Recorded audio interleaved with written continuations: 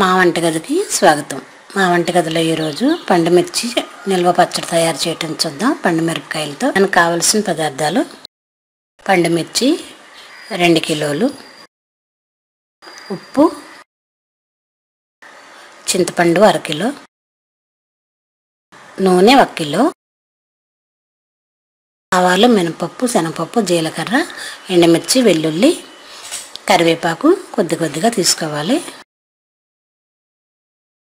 ఇప్పుడు తయారు చేయటం చూద్దాం.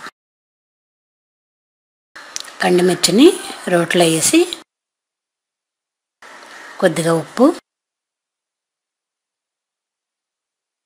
కొంచెం చింతపండు కూడా వేసి కచ్చాపచ్చాక దంచుదాం. ఇలా రోలు లేని వాళ్ళు మిక్సీలో కూడా వేసుకోవచ్చు.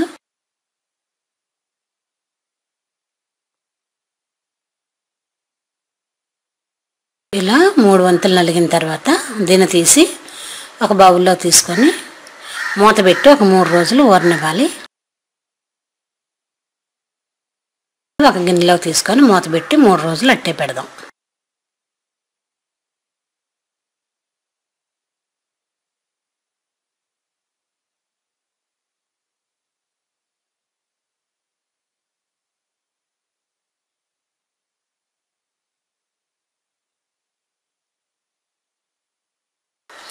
ఇది 3 రోజులు అయిన తర్వాత కాస్త మెత్తబడుతుంది. ఇప్పుడు దీన్ని తీసుకొని కొంచెంగా మిక్సీ జార్లో వేసి మెత్తగా మిక్సీ పెడదాం. ఇలా కొద్దిగానే మిక్సీలో వేస్తే మెత్తగా అవుతుంది. ఇలా మొత్తం పచ్చడి మిక్సీలో వేసి మెత్తగా చేసిన తర్వాత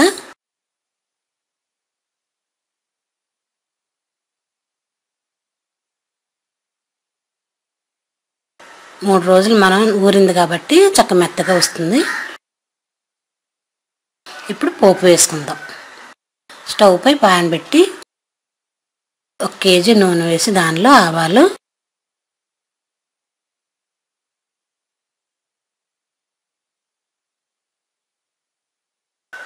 జీలకర్ర, మెంతులు,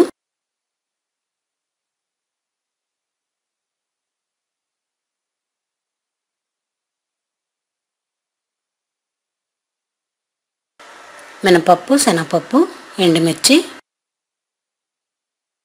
కరివేపాకు కూడా వేసి బాగా వేయించుకొని ఇది చల్లారిన తర్వాత పచ్చళ్ళలో కలుపుదాం. ఆయిల్ చల్లబడాలి. చల్లారిన తర్వాత మనం తయారు చేసుకున్న పండుమిర్చి పచ్చళ్ళలో వేసి బాగా కలిపి జాడీలోకి ఎత్తుకొని మూత పెట్టుకుందాం.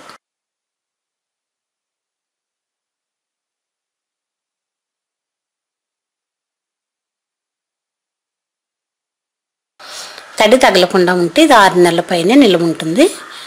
మా వంటగదిలో పండుమిర్చి పచ్చడి రెడీ.